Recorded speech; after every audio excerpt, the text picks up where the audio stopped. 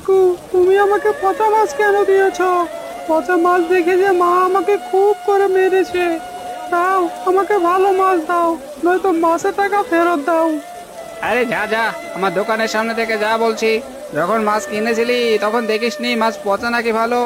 এখন ওসব কথা বলে কোনো লাভ হবে না, বুঝলি? তাই বলে তুমি আমাকে পচা মাছ গুছিয়ে দিবে? আমি তো তোমার কাছ থেকে ভালো মাছ কিনেছিলাম, তাহলে তুমি পচা মাছগুলো কেন দিলে? মাত্র 100 টাকায় ভালো মাছ পাবি সেটা ভাবলি কি করে? জানিস না ভালো মাছ 500 টাকা করে কিলো? ওসব কথা আমি জানি না কাকু, দয়া করে আমাকে ভালো মাছ দাও, নয়তো মা যে আমাকে খুব করে বকবে। এই ছোকরা, তোর মা তোকে মারবে নাকি বকবে সেটা আমার দেখার বিষয় না। যা, এখনই আমার দোকানের সামনে থেকে যা, নয়তো লাঠি পেটা করে কিন্তু তাড়াবো। এই কানাইদা আর ভালো হলো না, আজও একজনকে পচা মাছ দিয়ে ঠকিয়ে দিল।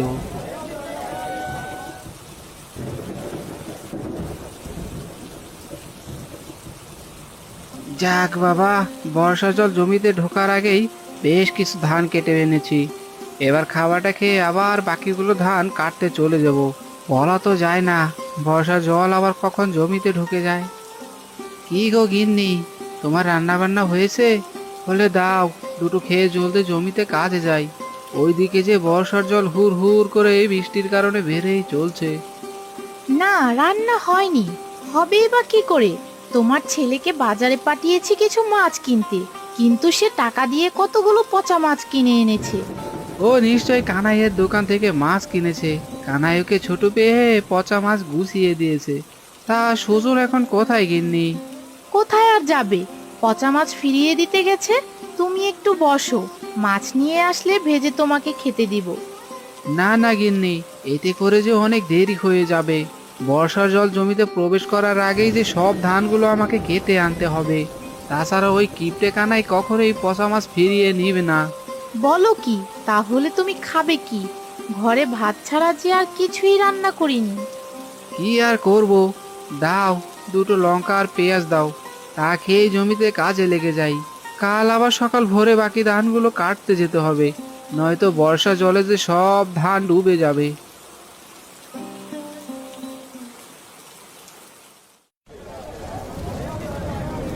আগে মোরল মশাই যে, আসুন আসুন, বলুন আপনাকে কি মাছ দেব? হে হে হে, তোর কাছে মাত্র 4টে ইলিশই তো আছে রতন, তার মধ্যে আবার একটা পুচকে ইলিশ। আগে হ্যাঁ মশাই, যা বড় মাছ ছিল তা সব বিক্রি হয়ে গেছে। এখন মাত্র এই বড় বড় 3টে ইলিশ আর ওই ছোট্ট পুচকে ইলিশ মাছটা রয়েছে। বর্ষাকালে মাছের বাজারে মাছ এত কম কেন রে রতন? জেলেরা তো এই সময়ে মাছ একটু বেশিই ধরে। আগে মোরল মশাই, বর্ষাকালে মাছ বেশি ধরা পড়ে ঠিকই, তবে কয়েকদিন বৃষ্টির জন্য জেলেরা ঠিক মতো মাছ ধরতে পারছে না। সে তুই ঠিকই বলেছিস। আচ্ছা দে, আমার ব্যাগে ওই বড় বড় 3টে ইলিশ ভরে দে।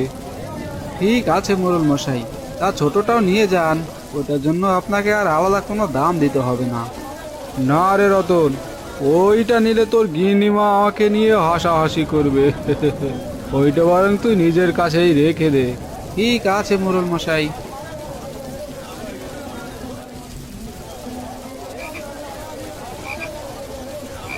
যাক বাবা, অবশেষে সবগুলো মাছ তাহলে বিক্রি হলো, কিন্তু এই ছোট ইলিশটা তো রয়েই গেল। কি আর করব, যাই, এই ছোট ইলিশটা বাড়িতে নিয়ে যাই। গিন্নিকে বলবো ছোট ইলিশটা ভেজে দিতে। বৃষ্টির দিনে আবার ইলিশ খাওয়ার মজাই আলাদা। এই রে, এই রতন হতচ্ছাড়া দেখছি আমার আগেই সবগুলো ইলিশ বিক্রি করে চলে গেছে। হতচ্ছাড়ার জন্য একটা দিনও আমি ইলিশ মাছ বিক্রি করতে পারি না।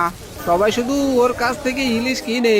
না, আমাকে কিছু একটা করতেই হবে, নইলে সারা জীবন এই পচা মাছ বিক্রি করেই কাটাতে হবে।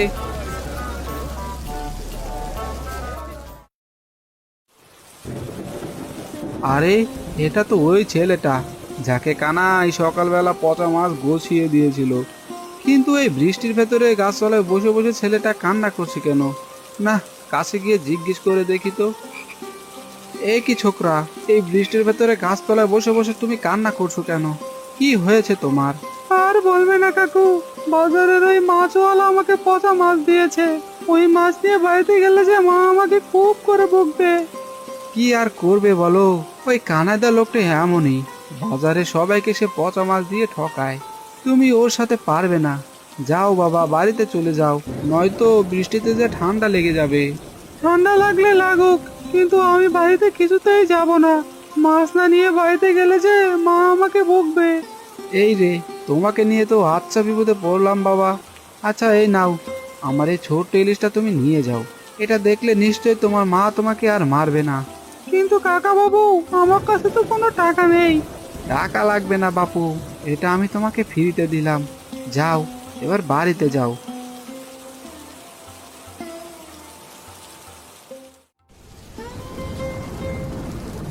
দেখো গিন্নি, ওই তোমার ছেলে এসেছে, হাতে আবার ছোট্ট একটা ইলিশ মাছও যে দেখতে পাচ্ছি। এ কি রে সুজন, তুই এই ছোট একটা ইলিশ মাছ কোথায় পেলি? আর বলো না মা, ওই কানাই কাকু পচা মাছ ফিরিয়ে দেয়নি, তাই আমি মন খারাপ করে গাছ তলায় বসেছিলাম, তখন রতন কাকু আমাকে এই মাছটা দিয়েছে। বলিস কি, রতনদা দিয়েছে? আয় বাবা আয়, জলদি করে ঘরে আয়, বৃষ্টিতে তো একেবারে ভিজে গেছিস। আয় রে সুজন, জলদি করে ঘরে আয়। কাল থেকে তোকে আর মাছের জন্য বাজারে যেতে হবে না। জমির ধানগুলো কাল কেটে আনা হলে আমি নিজেই মাছের বাজারে যাব, বুঝলি? ঠিক আছে, তবে আমাকে এই ইলিশ মাছটা কিন্তু ভেজে দিবে, আমার যে খুব খিদে পেয়েছে। আচ্ছা বাবা, ঠিক আছে দেবো, আয় ঘরে আয়।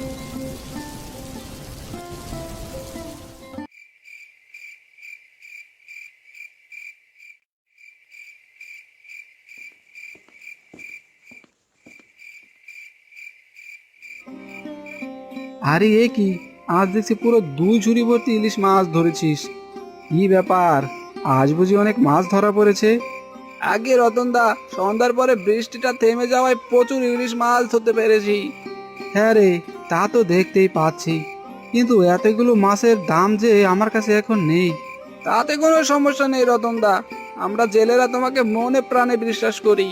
তুমি কাল বাজারে ইলিশ বিক্রি করে আমাদের বাকি টাকা দিয়ে দিও। ঠিক আছে, এই নে, এখানে পুরো 10,000 টাকা আছে, বাকি টাকা কাল সকালে মাছ বিক্রি করেই দিয়ে দিব। ঠিক আছে রতনদা, এবার তাহলে আমরা আসি। এই চল। এই তো, মাছগুলো ঢেকে দিয়েছি, এবার এগুলো এভাবেই থাক। সকালবেলা খুব ভোরে উঠেই মাছগুলো নিয়ে বাজারে যেতে হবে। যাই, এই ফাঁকে একটু ঘুমিয়ে নেই।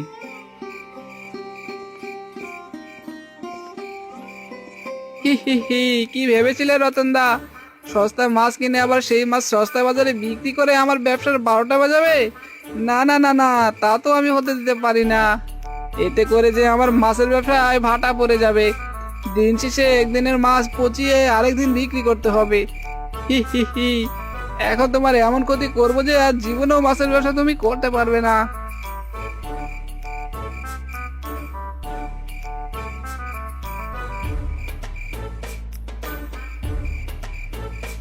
রতনের মাছ চুরি করে তো অনেক দূর চলে এসেছি, এবার এই মাছগুলো ধান ক্ষেতের পাশেই ফেলে দেই। হি হি হি, এই ইলিশ রতন কোনোদিনও খুঁজে পাবে না, এরপর থেকে মাছের বাজারে শুধু আমি একাই মাছ বিক্রি করব। হি হি হি।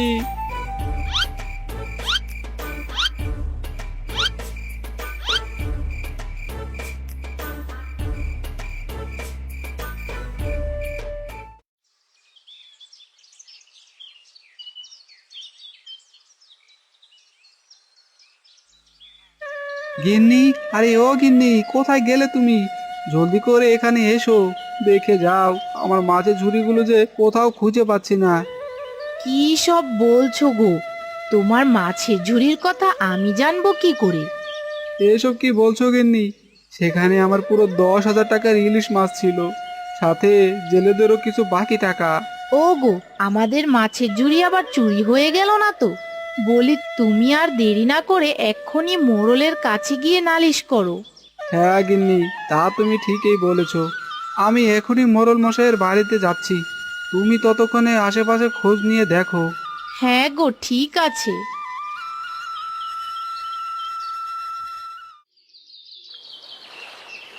যাক, আজ তাহলে বাকি সবগুলো ধান বাড়িতে নিতে পারবো।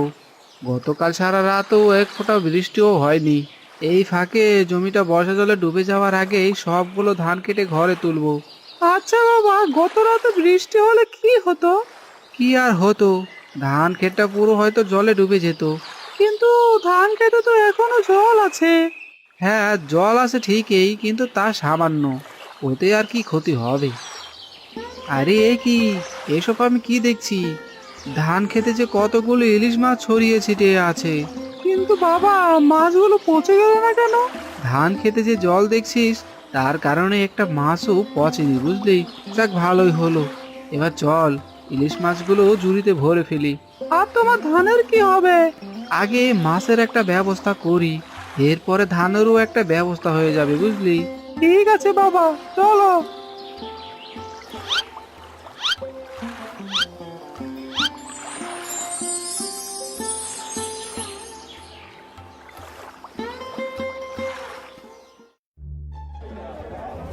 আরে এ কি, বাজারে পচা মাছ কেন এনেছেন?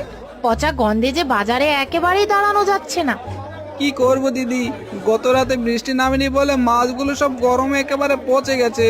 ভেবেছিলাম রাতে বৃষ্টি হবে, তাই মাছগুলো জলে রাখিনি, কিন্তু এখন যে সব মাছগুলো পচে গেছে। দেখুন মরল মশাই, এই লোকটা বাজারে পচা মাছ নিয়ে এসেছে। পচা মাছের গন্ধে যে একেবারেই থাকা যাচ্ছে না। আরে তাই তো। এই কানাই, তোর এই পচা মাছ নিয়ে এখনই বাজার থেকে বের হ। তোকে যেন আর কখনোই এই বাজারে মাছ বিক্রি করতে না দেখি। এভাবে বলবেন না মোরল মশাই, গত রাতে যে গরমে আমার সবগুলো মাছ একেবারে পচে গেছে। গতকাল গরমে পচেছে, এর আগেও তো তুই পচা মাছ বিক্রি করতি, সেটা কি ভুলে গেছিস? ভালো করে শুনে রাখ, আজকের পর থেকে যেন তোকে আর একটা মাছও বিক্রি করতে না দেখি, কথাটা যেন মাথায় থাকে।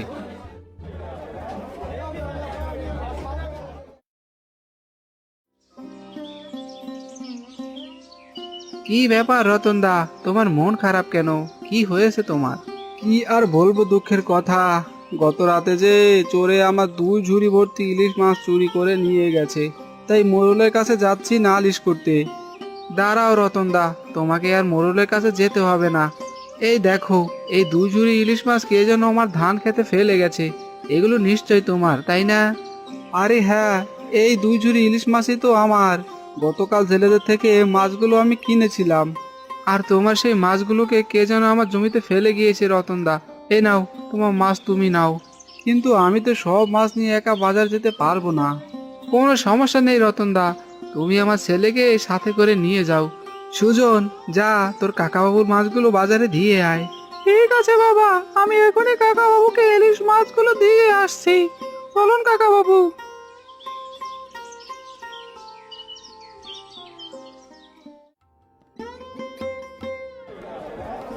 তোকে অনেক ধন্যবাদ। এই নে, এই বড় ইলিশ মাছটা তুই বাড়িতে নিয়ে যা। বাড়িতে গিয়ে তোর মাকে ভেজে দিতে বলবি। আচ্ছা ঠিক আছে কাকা বাবু, এবার তাহলে আমি আসি। আরে রতন, তুই এসেছিস? তোর জন্য সেই সকাল থেকেই অপেক্ষা করছি। তা একটু সমস্যা হয়েছিল মোড়ল মশাই, তাই একটু দেরি হয়েছে। হ্যাঁ বুঝেছি। শোন রতন, শহর থেকে বাড়িতে মেহমান এসেছে, তোর গিন্নিমা পুরো 1 হালি ইলিশ মাছ নিয়ে যেতে বলেছে। দে, আমাকে পুরো 1 হালি রূপালি ইলিশ দে। আচ্ছা ঠিক আছে মোড়ল মশাই, এখনই আপনাকে পুরো 1 হালি রূপালি ইলিশ মাছ দিচ্ছি।